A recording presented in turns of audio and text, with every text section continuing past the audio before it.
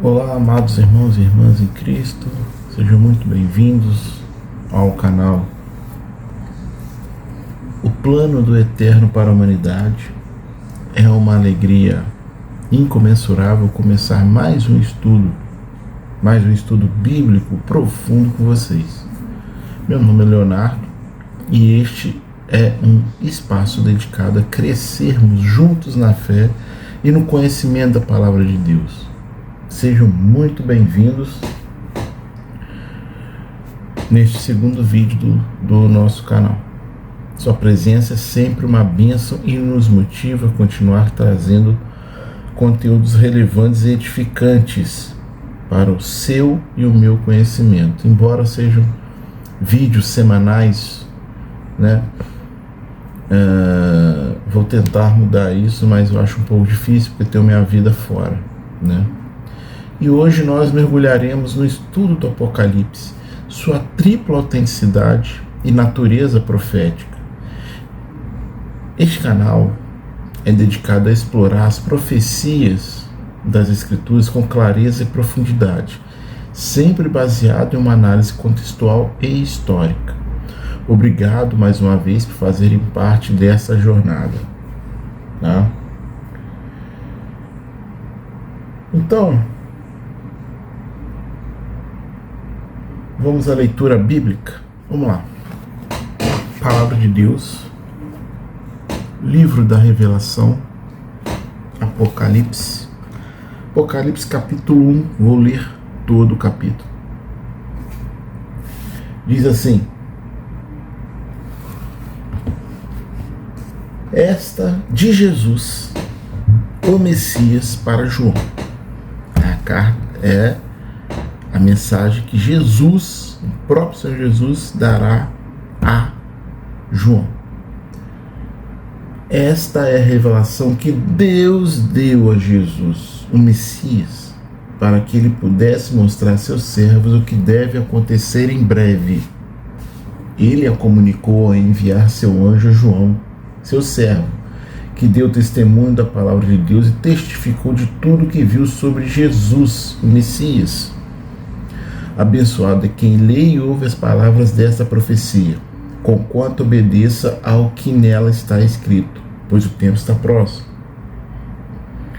Agora, versículo 4 de Apocalipse 1, de João para as 7 comunidades messiânicas da província da Ásia, as 7 igrejas.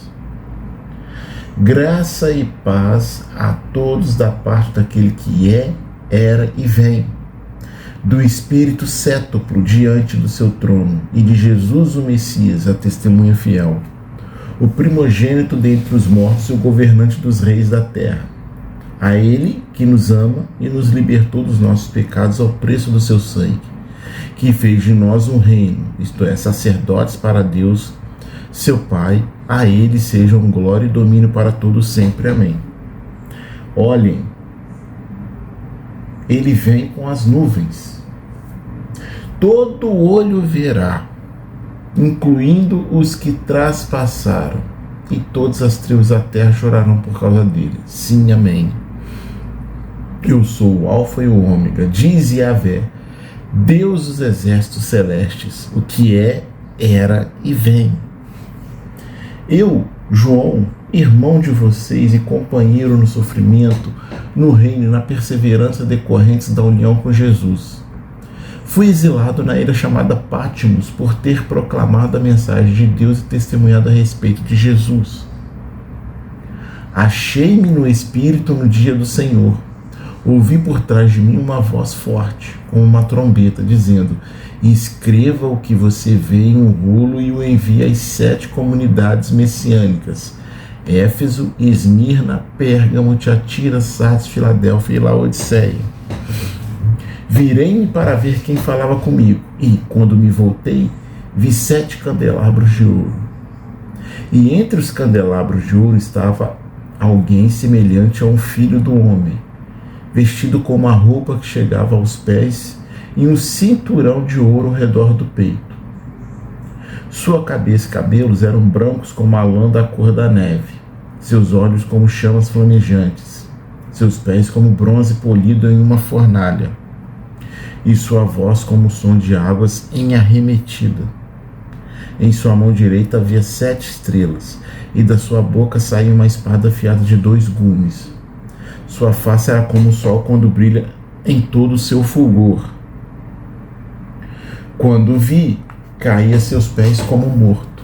Ele colocou sua mão direita sobre mim e disse: não tenha medo, eu sou o primeiro e o último, o vivente. Estive morto, mas veja, estou vivo para todo sempre. E tenho as chaves da morte do mundo dos mortos. Portanto, escreva o que você vê, tanto o que acontece agora como o que acontecerá em seguida. Este é o significado secreto das 7 estrelas que você viu em minha mão direita e dos 7 candelabros de ouro. As 7 estrelas são os anjos das 7 comunidades messiânicas. E os 7 castiçais de ouro são as 7 comunidades messiânicas. Palavra do Eterno. Então, meus amigos, no estudo de hoje, nós iremos contemplar uma verdade que transcende o tempo e toca a essência da divindade. Em meio a um mundo efêmero, nós somos convidados a erguer nossos corações àquele que é eterno, cujo amor e propósito nos une em comunhão sagrada. Louvado seja o Senhor dos Senhores, o Alfa e o Ômega, aquele que é, que era e que há de vir. Sua majestade resplandece nas alturas, e seu nome é digno de toda honra. Diante dele, os céus se curvam, e a terra canta em adoração, pois ele é o autor da vida, o Redentor que rompe as cadeias da morte. Hoje, voltamos nossos olhos para a obra redentora de Jesus, o Cordeiro Imaculado que carregou sobre si o peso de nossas transgressões.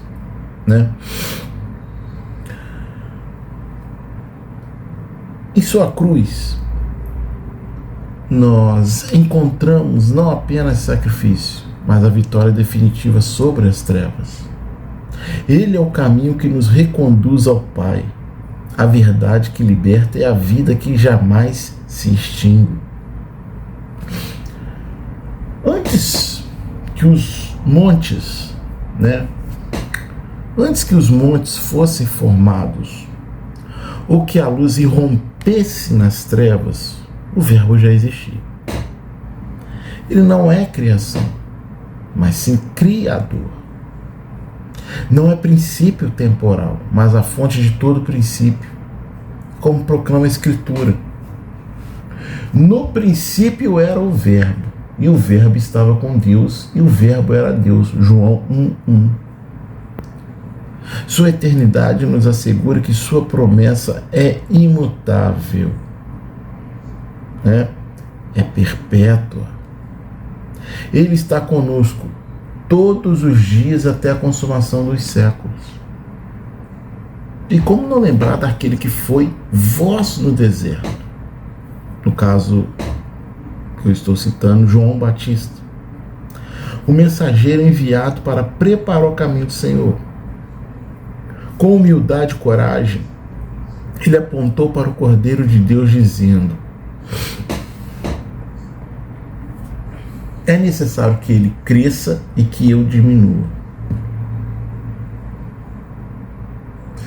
Então, sua vida foi um testemunho de entrega, lembrando-nos que toda grandeza humana deve ceder espaço à glória divina.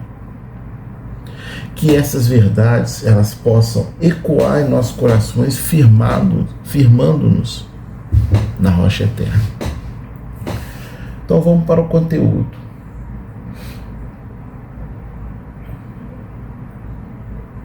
Um título.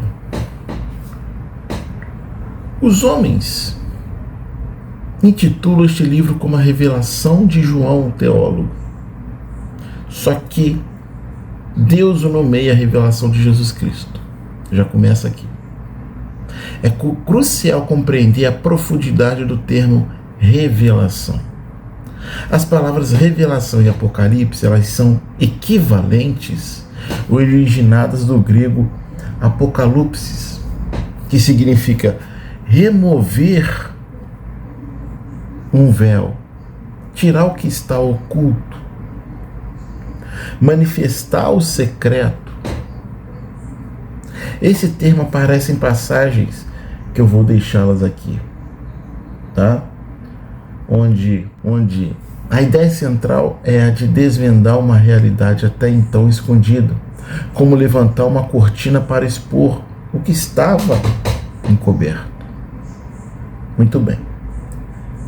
Assim, não existe justificativa para interpretar este livro com mais ambiguidade do que se interpretaria qualquer outro texto cujo sentido foi claramente revelado.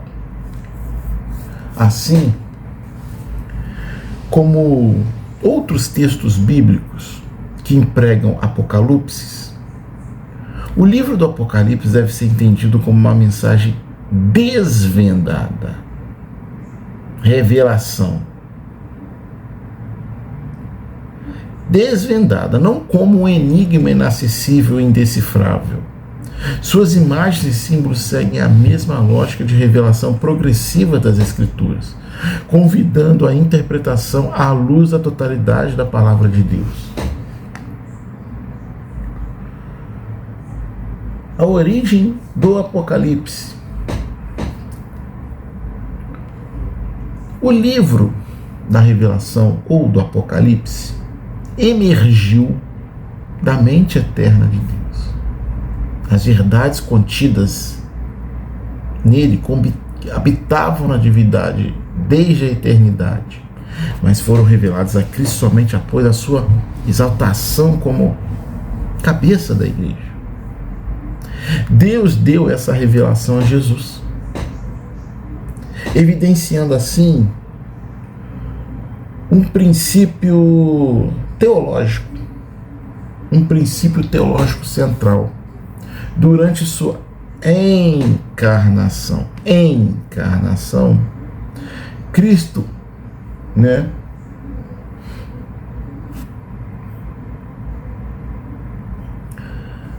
Cristo voluntariamente limitou seus atributos divinos, incluindo a onisciência, dependendo plenamente do Pai e do Espírito Santo para cumprir sua missão.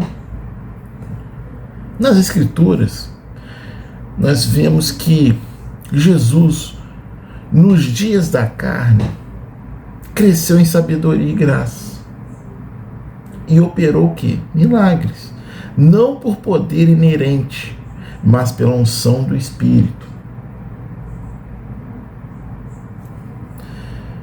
Como homem, ele reconhecia sua dependência. O Filho nada pode fazer de si mesmo. O Filho nada pode fazer de si mesmo, agindo somente conforme o Pai lhe revelava. Então, os versículos que eu irei deixá-los aqui, eles limitam a operação de milagres.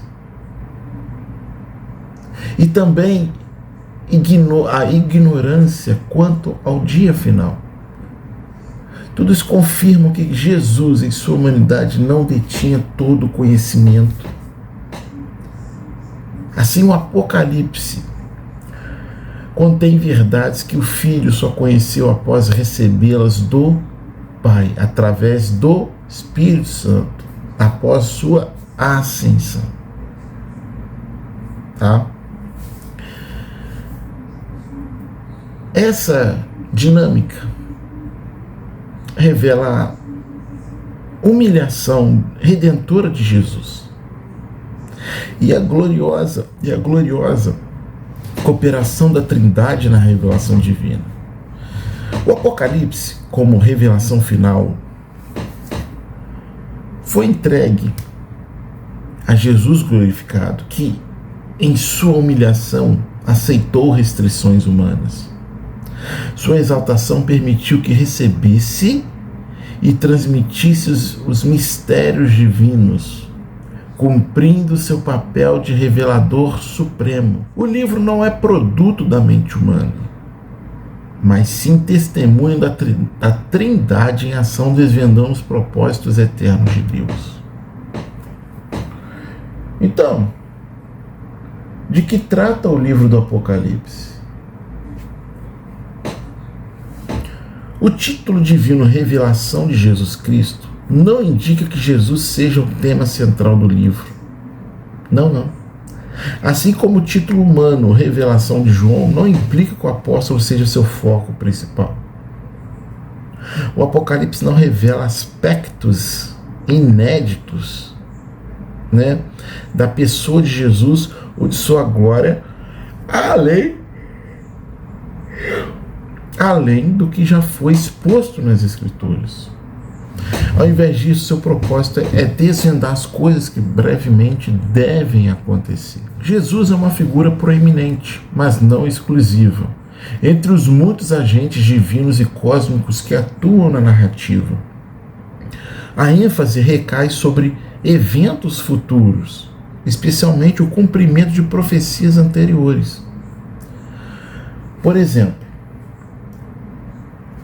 a tribulação e a 70ª semana de Daniel, apenas esboçadas no Antigo Testamento, são detalhadas em visões simbólicas. O arrebatamento dos salvos, anunciado vagamente, ganha contornos vívidos. A restauração de Israel prometida aos patriarcas, né, onde em Jeremias é explicado em seu processo de redenção final. Além disso, o livro responde a mistérios antigos, ou seja, o destino dos ímpios, a vitória definitiva sobre o mal, a nova criação. Existem ainda novas revelações. Existem novas revelações, né? Como a ascensão da besta, né? Como a ascensão da besta, a queda da Babilônia espiritual e o reinado milenar, que ampliam o entendimento escatológico sem contradizer as profecias estabelecidas. Assim, o Apocalipse é menos sobre quem e mais sobre como e quando os propósitos divinos se consumarão.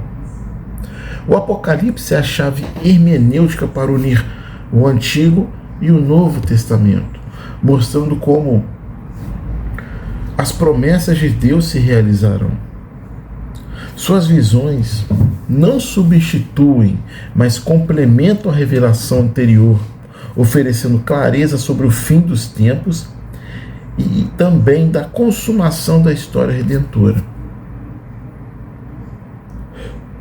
O propósito do Apocalipse, o propósito central do Apocalipse é mostrar aos seus servos, né, as coisas que brevemente devem acontecer.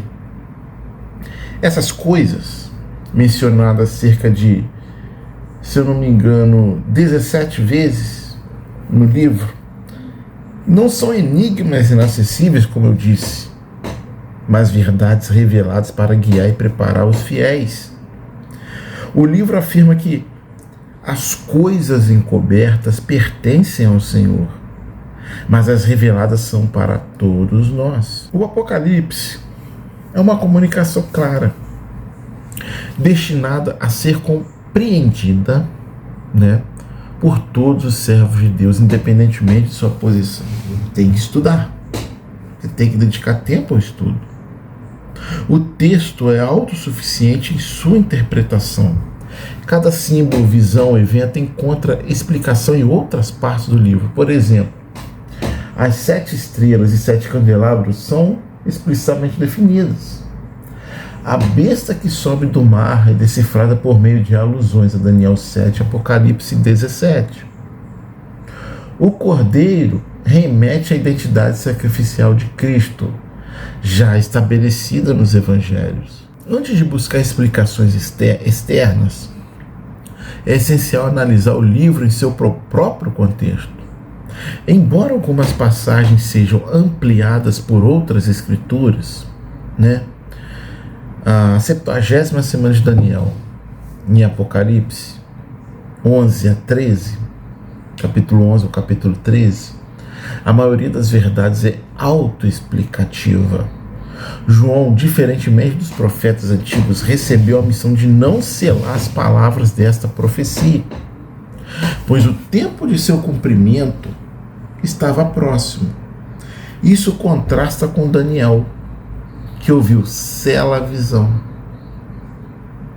pois se refere a dias distantes.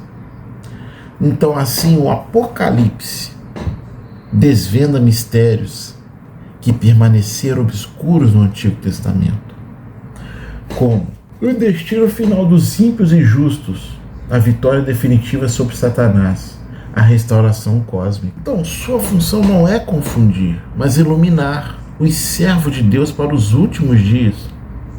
O Apocalipse cumpre um papel único ao desvendar o plano de vida para o fim dos tempos, oferecendo o quê? Clareza onde antes havia sombras.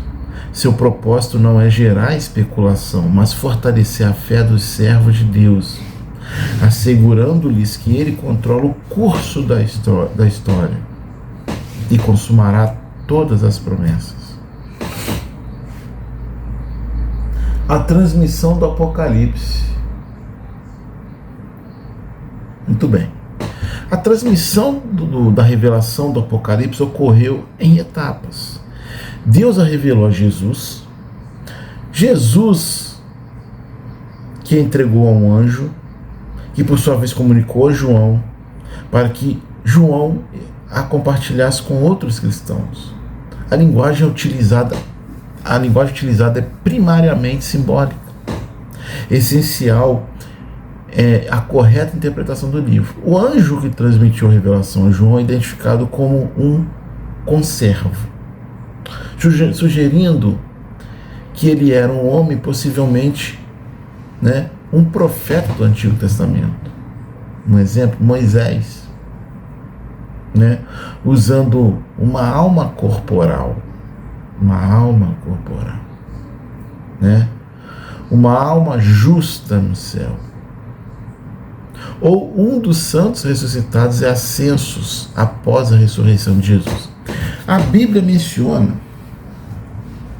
a existência de almas no céu sem corpos ressuscitados e o uso de Moisés em sua alma corporal, apoiando a ideia de um profeta como anjo mensageiro. Alguns dos anjos no Apocalipse podem ser de fato homens redimidos. A autoria do Apocalipse. O livro do Apocalipse foi escrito por João, o apóstolo de Jesus, que atuou como cronista das revelações que recebeu. O livro se destaca pelo uso frequente do pronome eu, aproximadamente 70 vezes, ao contrário do Evangelho de João. A data de escrita é geralmente situada por volta de 96 d.C., durante a perseguição de Domiciano. O Apocalipse foi originalmente endereçado aos pastores das 7 igrejas da Ásia. A tripla autenticidade de Apocalipse. A revelação divina, conforme expressa nas Escrituras, fundamenta-se em 3 pilares essenciais: a palavra de Deus, o testemunho de Jesus, todas as coisas vistas. A palavra de Deus, esse conceito transcende os limites temporais das Escrituras, mantendo seu significado tanto no Antigo quanto no Novo Testamento. Então, trata-se da voz divina que se manifesta como autoridade suprema, orientando profetas, reis e a humanidade. O testemunho de Jesus Cristo, descrito como um espírito de profecia. Esse testemunho possui dupla dimensão, tanto sobre Jesus, revelando sua missão redentora, quanto proveniente dele, como fonte de verdade eterna. Ele é o centro da narrativa profética, ligando passado, presente e futuro.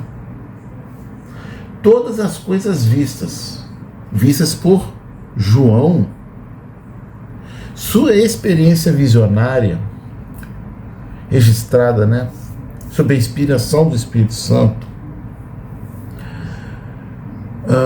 confere autenticidade ao Apocalipse, tal como no Evangelho de João, onde sua credibilidade repousa na afirmação: este é o discípulo que dá testemunho dessas coisas e que as escrevo, e sabemos que o seu testemunho é fiel. O verbo grego eidon, tá?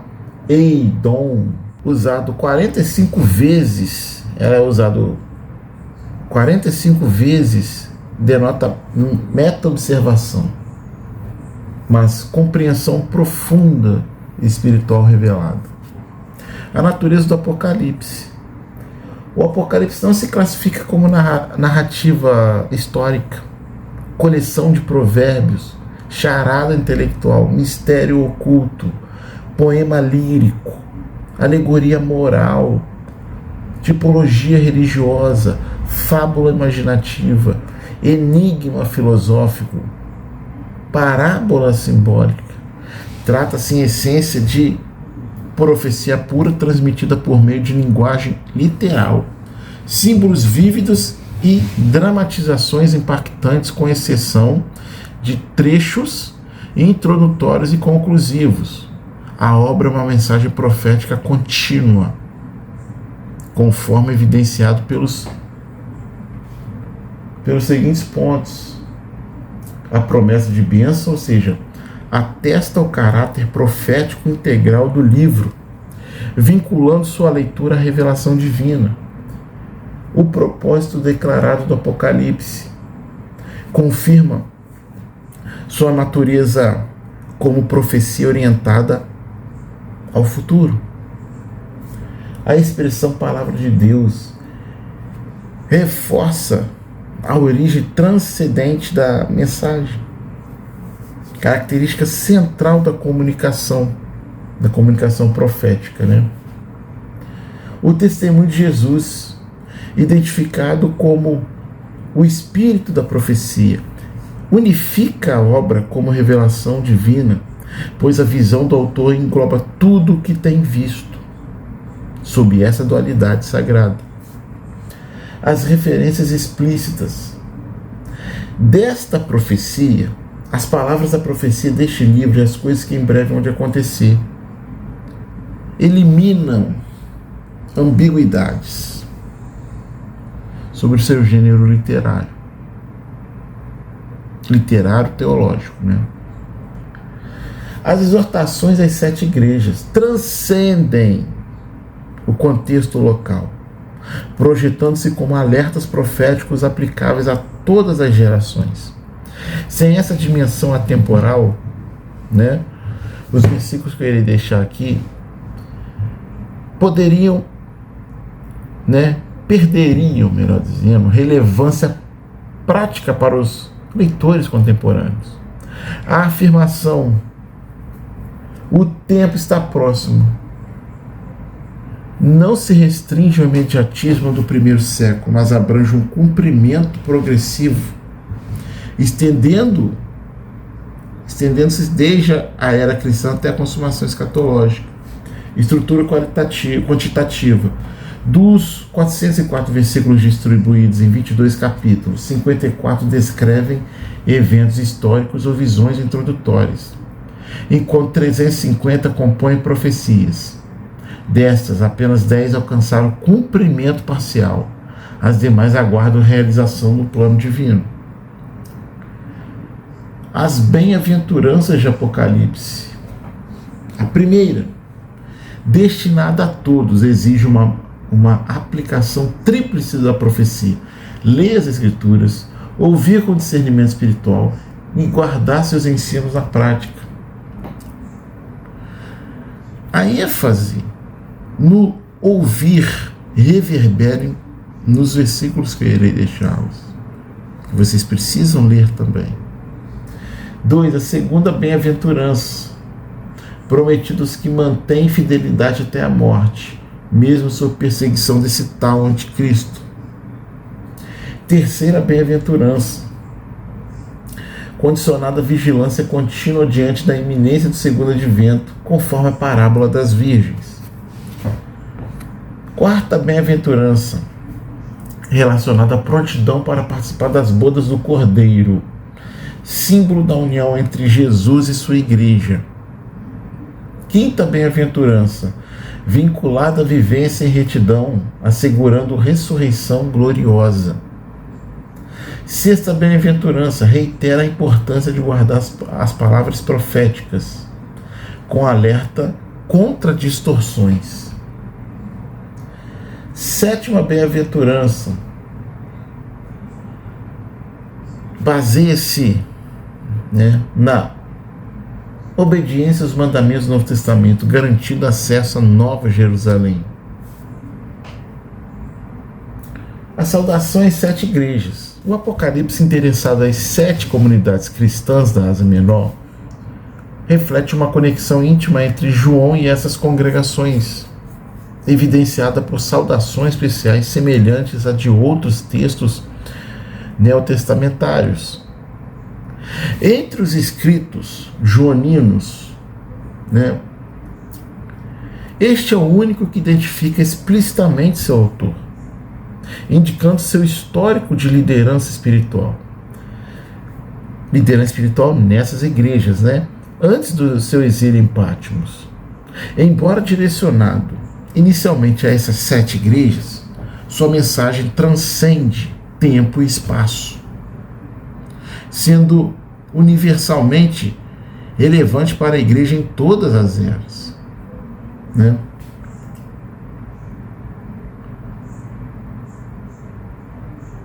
A introdução do livro estabelece sua base na natureza do Deus triuno, ou seja, aquele que é, que era e que há de vir.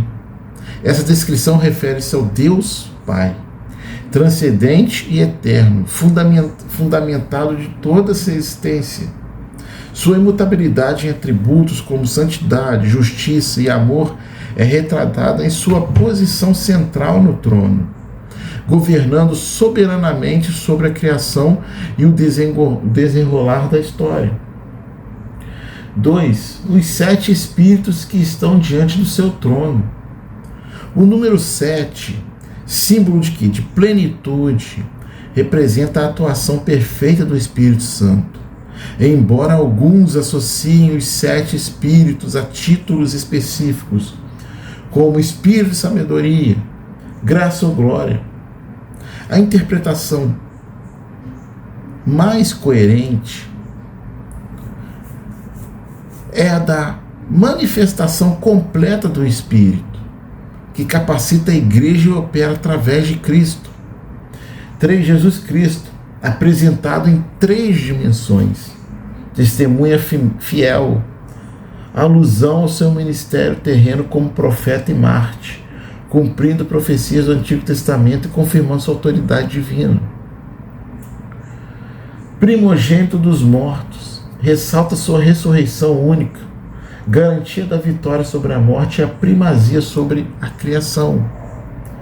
Soberano dos reis da terra, afirma seu domínio escatológico, cumprindo promessas messiânicas de governo eterno.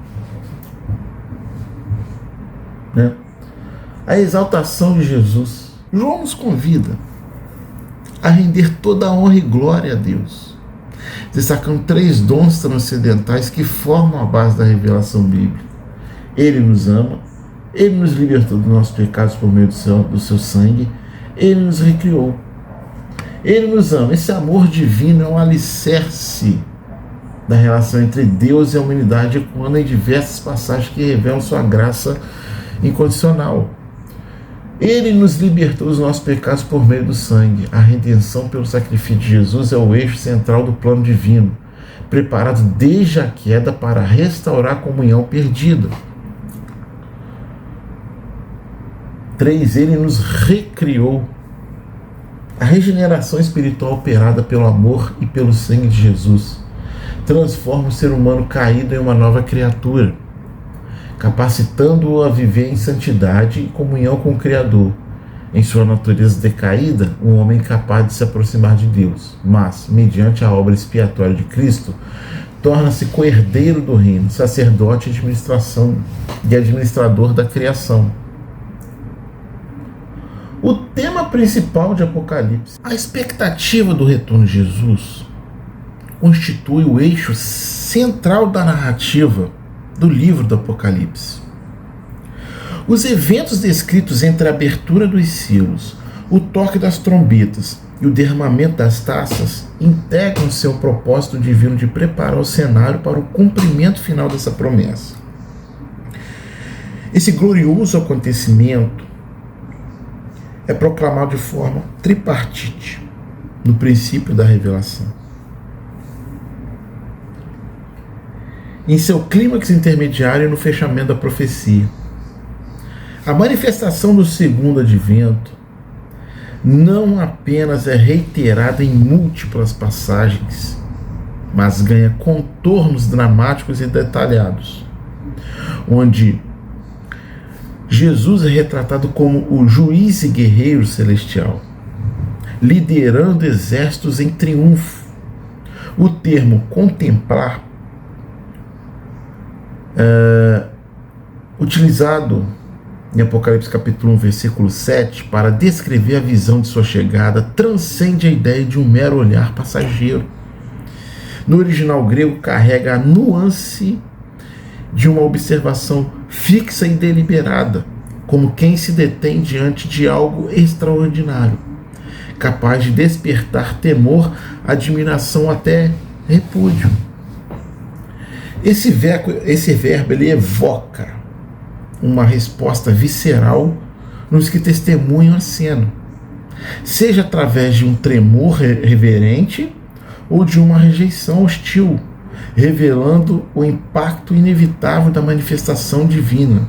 Assim, cada anúncio da volta de Jesus reforça não apenas sua iminência, mas também sua natureza transformadora, que exige uma resposta de toda a humanidade. A interligação entre o juízo, os selos, trombetas e taças, e a consumação final sublinha a soberania de Deus sobre a história, orientando-a metodicamente para o ápice da redenção. Cada etapa, preparatória, ainda que marcada por causa e julgamento, serve ao propósito maior de estabelecer a justiça e a restauração definitiva sobre o reinado de Jesus, a eternidade do Filho de Deus, Apocalipse 1, versículo 8: eu sou o alfa e o ômega, diz Yahvé, Deus dos exércitos celestes, o que é, era e vem. Nessa passagem, Jesus reivindica sua igualdade com o Pai em eternidade e natureza, autoridade e soberania da mesma forma, conforme atestado sobre o Pai nos versículos que eu irei deixar. Nessas referências, o título grego Pantocrator, que designa Deus como governante absoluto, sustentador e soberano sobre toda a criação, é frequentemente traduzido como Todo-Poderoso. Embora algumas traduções empreguem onipotente para enfatizar seu domínio universal, Cristo, por sua vez, é identificado como um agente da criação, reforçando assim sua divindade e unidade com o Pai. A expressão alfa e ômega aparece em contextos que destacam a eternidade e a supremacia divina, como nos versículos que eu irei deixar. Já a expressão alfa e ômega aparece em contextos que destacam a eternidade e a supremacia divina, geralmente associada a frases como aquele que é, que era e que há de vir, ou o princípio e o fim. Títulos como primeiro e o último, eles são aplicados ao Filho. Exceto Apocalipse, parece que há uma exceção em Apocalipse 21, versículo 6 a 7, onde claramente remetem ao Pai. Essas designações não apenas afirmam a existência eterna de Jesus, mas também sua autoridade cósmica. A combinação desses termos ressalta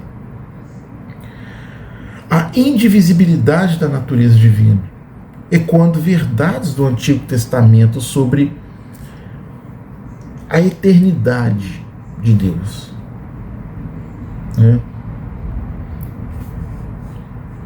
Assim, tanto o uso do termo pantocrator quanto os títulos escatológicos confirmam a coigualdade entre pai e filho, não apenas na obra da criação, mas também no governo eterno sobre todas as coisas. O profeta João, a trajetória de João, em conexão com as 7 igrejas da Ásia Menor, reflete um contexto de resistência e fé. Para uma análise mais detalhada dessa relação, brevemente trarei um estudo sobre as 7 igrejas, que será, não sei se é o próximo vídeo, possivelmente é o próximo vídeo, tá? Onde o texto bíblico é autossuficiente em seu sentido, mas destaco que essas comunidades, essas igrejas enfrentavam perseguição sob o domínio imperial romano. Então, João, exilado na ilha de Patmos, é um local árido, a 48 quilômetros de Éfeso, compartilhava dessa tribulação como testemunha da palavra de Deus. Durante seu banimento, ele foi conduzido pelo Espírito a receber revelações sobre os eventos futuros iminentes. Quanto à expressão Dia do Senhor, seu significado está intrinsecamente ligado ao domingo, o dia da ressurreição de Jesus. Esse era o dia consagrado pelos cristãos ao culto coletivo, conforme atestam as Escrituras. Não existe fundamento para associar essa expressão ao futuro milênio ou duvidar que João estivesse em um estado de êxtase espiritual no primeiro dia da semana. A ideia de que ele foi transportado ao futuro dia do Senhor para presenciar eventos escatológicos carece de respaldo bíblico. Porém, há alguns argumentos. Origem histórica da expressão. O termo Dia do Senhor não era uma novidade teológica, mas uma adaptação cristã de um conceito já existente no Império Romano. Originalmente, a palavra Senhor designava o imperador e dias dedicados a homenagear César eram chamados de dias augustinianos. Os cristãos ressignificaram a expressão em protesto ao culto imperial, afirmando o domingo como dia verdadeiro do Senhor.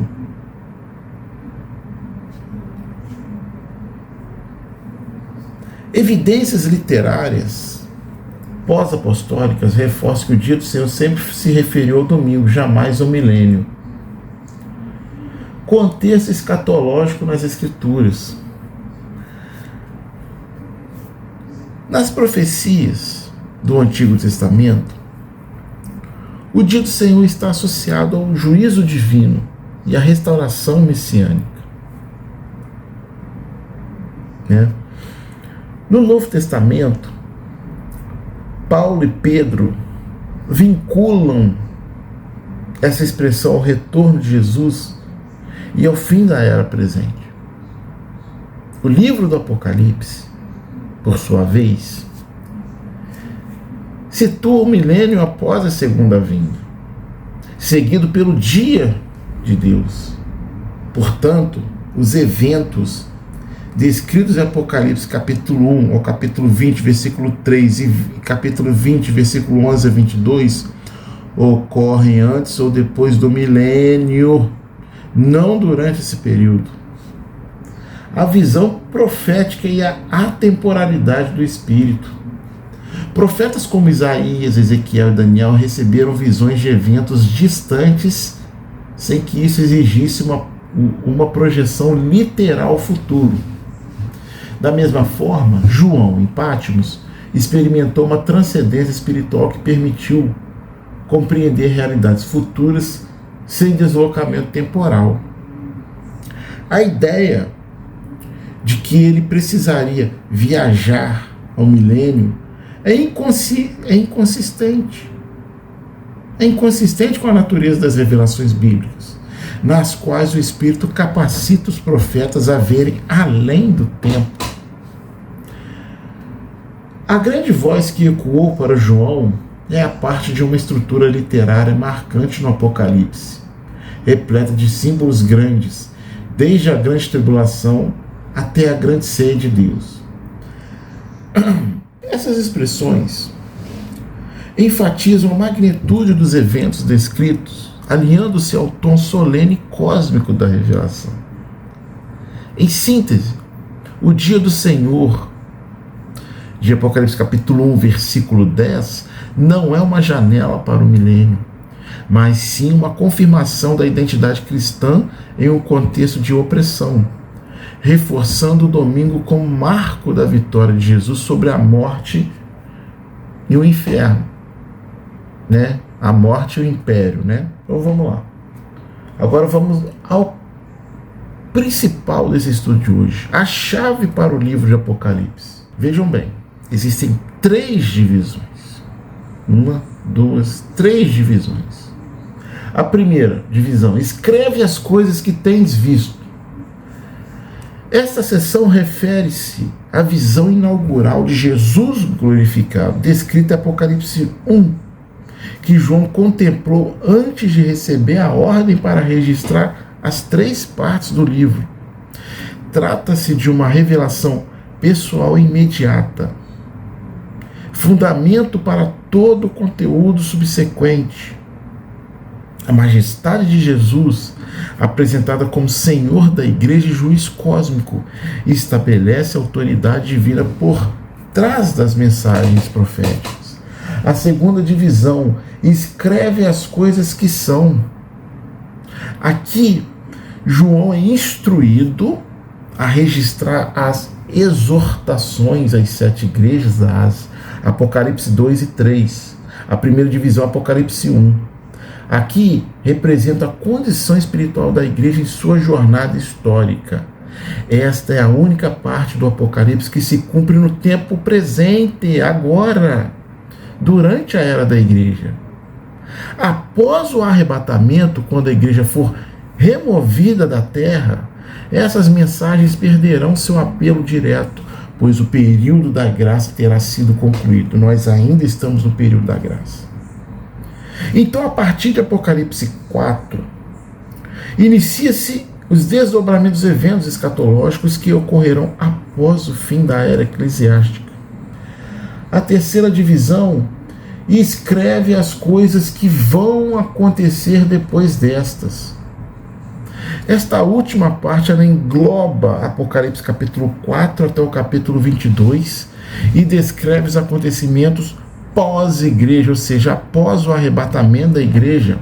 A ordem celestial sobe aqui e mostrar-te o que deve acontecer depois destas coisas. Apocalipse 4, versículo 1, confirma a transição para uma nova fase profética. A tradução literal de Apocalipse capítulo 4, versículo 1, as coisas que devem ser depois destas, reforça que os eventos descritos nessa seção são cronologicamente posteriores às mensagens às igrejas, não paralelos. Cada detalhe de Apocalipse capítulo 4 ao capítulo 22, desde o juízo das trombetas e taças até a Nova Jerusalém, cumprir-se-á após o término da atual era. A importância da divisão hermenêutica. A chave para interpretar o Apocalipse com clareza está em respeitar sua estrutura tripartite que eu acabei de falar, evitando a mistura de contextos. As coisas que são para a igreja e as coisas que hão de acontecer, período escatológico, pertencem a ordens distintas. Inserir eventos da era da igreja nas profecias pós-arrebatamento ou vice-versa gera confusão e contradições. Se você misturar pudim com angu, vai dar problema. É exatamente aqui. Por exemplo, tentar associar as 7 igrejas a períodos históricos futuros ou vincular os selos e trombetas ao presente ignora a demarcação clara estabelecida em Apocalipse capítulo 1, versículo 19 e Apocalipse capítulo 4, versículo 1. O Apocalipse é um livro de revelação progressiva, organizado para orientar a igreja em sua caminhada atual e prepará-la para o que virá. Manter essas divisões intactas, né? Preserva a coerência da mensagem e evita distorções como a fusão inadequada de eventos históricos e proféticos.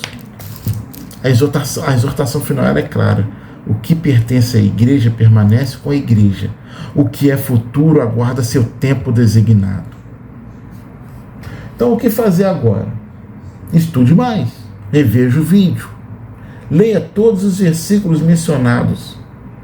Reveja o vídeo caso não consiga entender.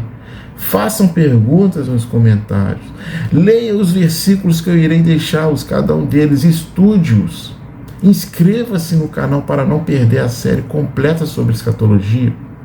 Compartilhe este vídeo com quem busca entender o plano divino para os últimos dias.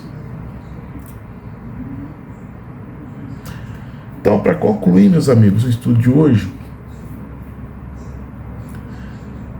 nós somos lembrados da majestade e da soberania daquele que é, que era e que há de vir. O livro do Apocalipse não é um enigma indecifrável, não é um enigma inacessível, como muitos dizem, mas é sim uma revelação clara e progressiva, entregue por Deus a Cristo, transmitida por um anjo para João e destinada a todos nós, os servos do Senhor. Sua tripla autenticidade, fundamentada na palavra de Deus, no testemunho de Jesus e nas visões de João, confirma sua autoridade divina e seu propósito eterno, que é preparar-nos para os últimos dias, através de sua estrutura tripartite. As coisas que viste, as que são e as que vão acontecer. O Apocalipse nos convida a contemplar Jesus glorificado, avaliar nossa fidelidade como igreja e antever o cumprimento das promessas escatológicas. Suas 7 bem-aventuranças, vou deixar os versículos, não são meras palavras de consolo, mas chamados urgentes à vigilância, obediência e esperança na iminência do retorno de Jesus, o Cordeiro. Que este estudo reacenda em nossos corações a certeza de que Deus governa a história. As tribulações, juízos e símbolos do Apocalipse não são motivos para ter medo, mas lembretes de que o Alfa e o Ômega já venceu. Sua vitória sobre a morte, simbolizada nas chaves que ele carrega. Apocalipse capítulo 1, versículo 18. Garante que toda lágrima será enxugada, todo mal será julgado e a nova Jerusalém brilhará como a consumação do seu plano redentor. Portanto, irmãos, guardemos as palavras dessa profecia. Sejamos como João, que mesmo exilado em Patmos, manteve os olhos fixos nas visões celestiais. Que nossa resposta à revelação do Apocalipse seja de adoração, santidade e anúncio fiel da volta de Jesus, aquele que vem com as nuvens e cujo reino não terá fim. Valeu, meus amigos?